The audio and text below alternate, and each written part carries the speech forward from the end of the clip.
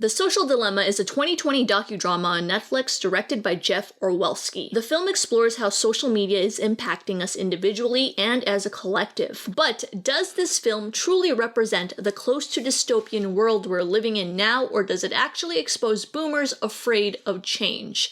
Hi, my name is Donna, and all hail the algorithm. Today, I'm joined by my sister, Ella, who is usually behind the camera, but I thought this video would be more interesting if it was more conversational in style, because one of you asked me to react to The Social Dilemma, and that's what we're going to do today. Because I don't want to get copyright claimed, I'm going to explain the major points of the film via narration. Then we're going to discuss our thoughts and opinions on those major points. The Social Dilemma opens with mainstream news highlighting the negative effects this technology has brought upon everyday life in regards to body image, mental health, political discourse, and a country's governance. What bolsters the documentary's credibility is the former tech employees that confirm these pitfalls. So generally speaking, how does social media affect you? Well, social media kind of makes me depressed because sometimes I catch myself comparing myself to other people. It's especially common with people I know personally. I just look at their photos and I'm like, wow, I wish I was doing that. I wish I was traveling in Dubai, but I'm sitting here scrolling through Instagram. But what do you do about it? Nothing. I mope. You just mope? Yeah, I just mope. I mean, I could actually go out and do it myself, but So it's like FOMO. Yeah. I think this is good to have different perspectives because I work in the social media realm, and I'm not even saying, oh, I'm an influencer or anything like that. I've worked with influencers when I worked in real estate, and what we would do is we would partner up with influencers to promote the houses. And I saw that everything was fake. So when people would say, oh, I was at Dubai or I was at this party, not really. They would take 100 or so photos and they would schedule each photo and caption it pretty much lies. But here's the thing. It's people I've known personally. So it's not necessarily influencers. Because there's no point for a regular person to be like, oh, I'm vacationing in Paris, and they're really in IKEA taking photos next to the French furniture. How often, though, does this happen? Do they post frequently? That's true. Not that frequently. You're saying that you always see that stuff because it's different people. Yes, it's different So people. one day Adam Lawrence will post something. Not necessarily him. Yeah, one day Adam Lawrence will post something about he's in Wimbledon, and I'm like, what? The fuck would you be jealous for that for? Just kidding. He likes tennis. I guess what I'm saying is I don't really feel influencer envy because I feel like everything is fake. And even with regular people, I feel like it's just a highlight. They don't do that every day. Of course they don't do it every day, but they're doing it more often than me. Yeah, I know. But that's just how I see it. That's true. That's just a highlight. And that's just sort of different perspectives. In the beginning of the documentary, it also mentioned Snapchat dysmorphia. These cosmetic procedures are becoming so popular with teens, plastic surgeons have coined a new syndrome for it, Snapchat dysmorphia, with young patients wanting surgery so they can look more like they do in filtered selfies. Snapchat has these filters that narrow your face, change your eye color, and smoothens your skin. And I think this contributes to insecurities because it portrays how you're supposed to be and how you're supposed to look like. That's affected you? Not me personally, but I feel like it can affect someone. Just last week I had a patient come in and ask me for more of an anime eye, and she couldn't figure out why it's not possible. I mean, I've seen YouTubers talk about it, but in personal life, I don't know people who would admit that the filters are affecting them.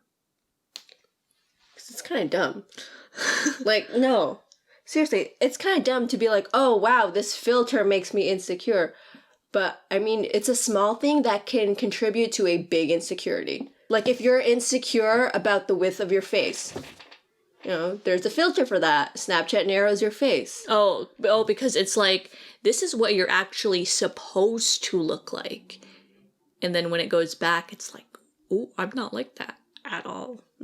So how social media affects me is I think I'm just addicted to my phone.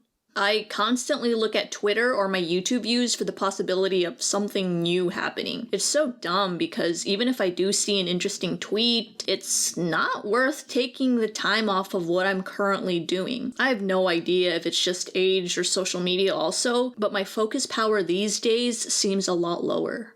I asked you on Instagram how social media has affected you, and this is what you said. It makes me reluctant to share my ideas or self-doubt I have an opinion worth hearing on anything. Ha ha ha ha ha. It ruined a couple years of my life, and yet I'm still oddly grateful. I found myself chasing likes, which ended up clouding my creative ability. Pretty sure it's made me more depressed.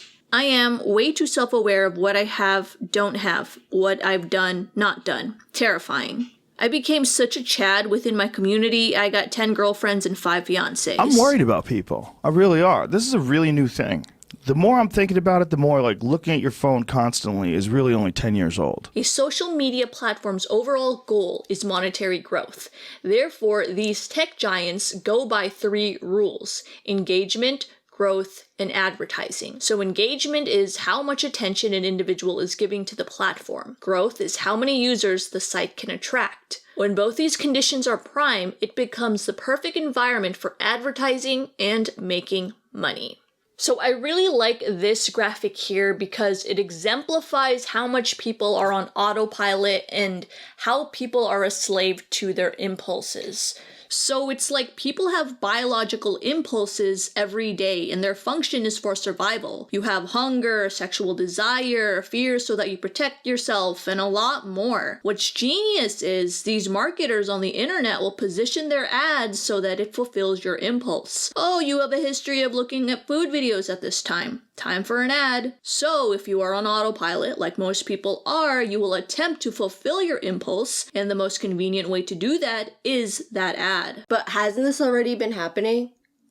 Like when I'm watching TV late at night, and then I see the commercial for the Jack in the Box late night munchie meal. Yeah, I guess. But I think what makes this really interesting is that it's happening on a massive scale.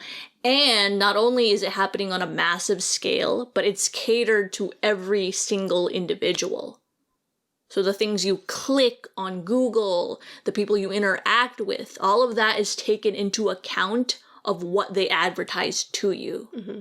I think that's the difference between like TV and social media. Mm-hmm. TV is more a general audience. So, you know, the commercial about Jack in the Box, it could affect me, but since you are not hungry late at night, probably not going to affect you. So the documentary also says that you are the product. What allows these social media sites to continue being free of charge to its users is that this type of advertising works. Platforms know all the images you like, the people you're associated with, and even how long you look at a piece of content. This profile is being built to predict actions. So that being said, have you ever actually looked at an ad and purchased it? Yes. Really? Yes.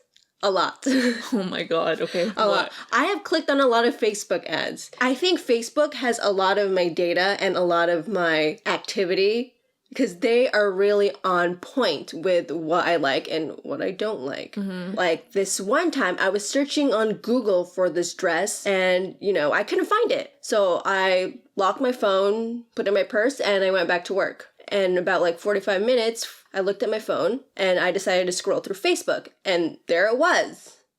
The same dress I was looking for. It was on Facebook. And you bought it? Yeah, I bought it. Oh my god. That's so weird. I rarely buy anything on Facebook or Instagram. Well, I did. I bought one. I bought something for an event. Oh. But rarely do I buy Facebook or Instagram things. I think for me, what's more influential is when influencers recommend something. That really gets me. Like the FabFitFun thing? No. Well, not that specifically, but like when they advertise, you know how they advertise FabFitFun, or when they advertise, what's the other? HelloFresh. Yeah, stuff like that. I've gotten HelloFresh. I think the thing that influencers got to me on was honey. Honey? Honey. I use honey a lot. honey is free though, right? Yeah, so why not? Yeah, I feel like that's fine. So what's crazy is that most people don't realize that they're being implicitly manipulated. So they feel like they made the choice to buy whatever product they just bought, but these platforms were designed to exploit every biological impulse. Like, okay, not even social media related, but like, when's the last time you saw a Starbucks ad? Never. Or, I think I have, actually. Have I? Not really like for their coffee, but like for their app, probably. I guess. Anything I've ever heard about Starbucks is some scandal about the cups. The cups say happy holidays. Yeah, stuff like that, but I don't even remember how everyone got into Starbucks in the first place. I actually think it's the pumpkin spice latte. No, it was way before Is it that. way before that? I know people started wearing like the Starbucks shirts, and people had like Starbucks cell phone cases. But before that, how did it get popular? That's what I'm saying. I don't know. I think people taking photos of their coffee. But why Starbucks? I don't know. See, you don't even know how you got to that choice in the first place. That's what I'm saying, is that people are usually on autopilot, and then an ad drives them to the choice that their impulse is firing. I think it's the look of the cups, honestly. Like how the I cups don't think it's the look of the cups. No, like when you take a photo of it, it's aesthetically pleasing. No. You I don't think it's the look of the cups. I think it's the look of the cups. I think it's purely because of notoriety. Like, Starbucks coffee is not even... It's great. convenient, but it's not that great. Yeah. And I think people started getting Starbucks because everyone else started getting Starbucks. I know, but I think like it's like the first person to like start it. I think it's because of how it looks. I know this one person back when I went to school. She would only get Starbucks because she liked how the cups look. God damn. So the reason I bring that up is because sometimes we don't even know why we buy the things we buy. Mm-hmm. And I think with Starbucks, that exemplified it well, because status and group acceptance is another biological impulse that helps you to survive. By purchasing what the entire group deems as relevant and something everyone else gets, you publicly show where you are on the social hierarchy. And yeah, you're right, aesthetic is sort of part of that, but I think it's more towards status and group acceptance. That's how a lot of things work. Clothing brands, cars, phones. Why do you think counterfeit products do so well? People are buying for the status and group acceptance that comes from wearing a symbol. The documentary also highlights the effects it has on the youth of today. It claims suicide and depression are on the rise, and it's linked to social media. I have a history of self-harm and self-injury. And at that time, something that I felt helped me a lot was being in a community, specifically Tumblr. It made me feel like it was okay to self-harm because other people were doing it. It kind of normalized it for me. Wait, I didn't have a Tumblr, so what exactly did you do on Tumblr? I would write poems, stories, or songs on there about how I felt. And it was a way of expressing myself. It wasn't necessarily me self-harming, because some people did take photos of their scars or what they did and posted it online. So you followed those people? Yes, I followed a lot of those people because I related to them. I related to them and they would lift me up and I would lift them up. In terms of social media, when people like posts of the people self-harming, does that not encourage them to self-harm more? It does. Because they're getting likes for it? It does. So when you followed those people, did you see them post the things again? Yes, they would keep posting their scars. And what did the comments say? It'll be like, "Oh, you'll get through this." You know. But they kept posting it over and over again. Don't their viewers say don't their viewers say, "Okay, this is wrong"? No, like eventually? No, cuz we all did the same thing. Oh. And like, you know, it's not like your blog is all about your scars or something. It would be like, oh, 5 months and I haven't hurt myself.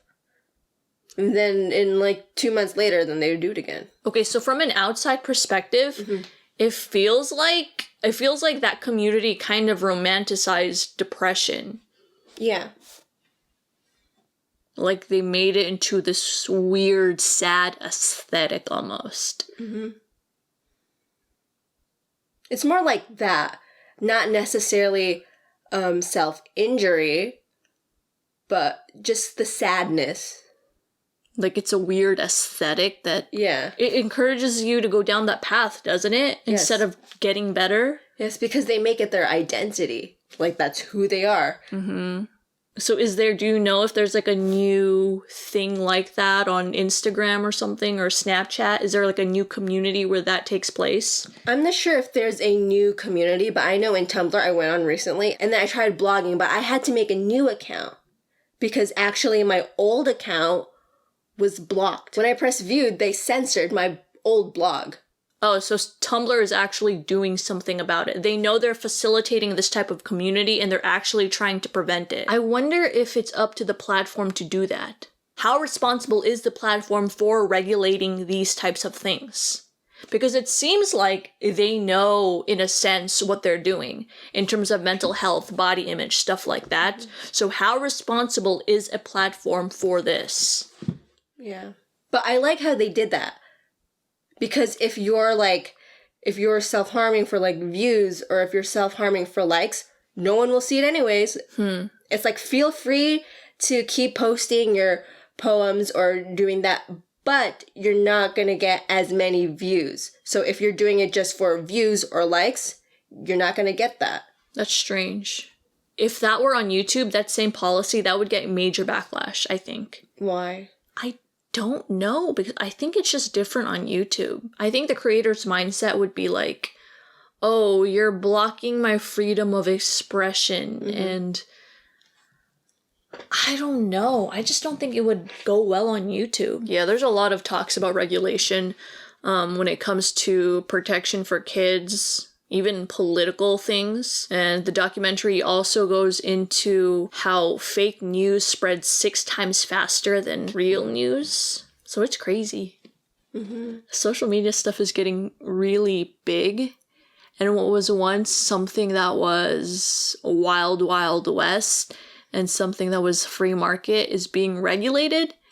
And I know a lot of Americans, myself included, don't like things to be regulated, but I think that's a question you have to ask yourself is, how responsible are these platforms for things such as these? Historically, when you look at things and systems in the past, like the sugar industry or like the fast food industry and how America regulates its food, Not that well. not that well. And as a result, US is one of the fattest countries in the world because they've chosen to not regulate their food. And I'm not saying that the US should regulate their food, but I'm just saying that as a result, because they haven't done it, like we went to London and they said like certain chemicals. They don't have high fructose corn syrup. Their regular sodas tastes like our diet sodas. Yeah. Yeah, so again, I'm not saying that there should be regulation. I'm just saying this is the effect of something not being regulated. Closing thoughts about this documentary. Did you like it? Did you learn anything new? I think I learned a lot. Honestly, I like to tear stuff down because I'm a negative person. I like to be Can't mean. argue there.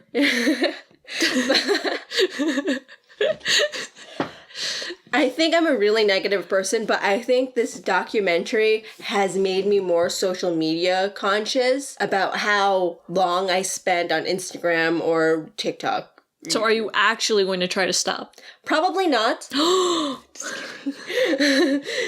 but yeah, I think I would try to like limit how much time I spend on there, because sometimes I catch myself scrolling and like I don't even know how I got there or like what the thought process was, but I'm doing it. So I think this documentary was really good in making people aware of how social media exploits biological impulses and how it manipulates things for capital gains. I do wish that it went deeper, but it's a very good introduction into explaining how this whole system works. So I really liked that. You know, I think that the companies should hold some responsibility, but it's mostly up to you, up to the user. You have to be aware of how social media affects you and how that it can affect mental health. I think a lot of good has come from social media. Like, hello, this thing is on YouTube right now. But you also can't ignore the negative side effects from it. This isn't just a leap from book to radio, from radio to television. This is something that is collecting data, instant, fast. It's changed the way we interact with things like authenticity, justice, mental health, everything. So it's a huge leap. And I think regulation is going to be inevitable in the future, but it's also good to have conversations like this to make people aware. And I think this is a step into change. Like, this technology is not going away. It's going to be part of our schools, things like that. So there's no point in trying to look back and trying to get rid of social media and the internet. We do have to learn to adapt. And having this conversation is one way of doing that. I think that's it. That's the end of the video. I will see you guys next time. Stay psyched.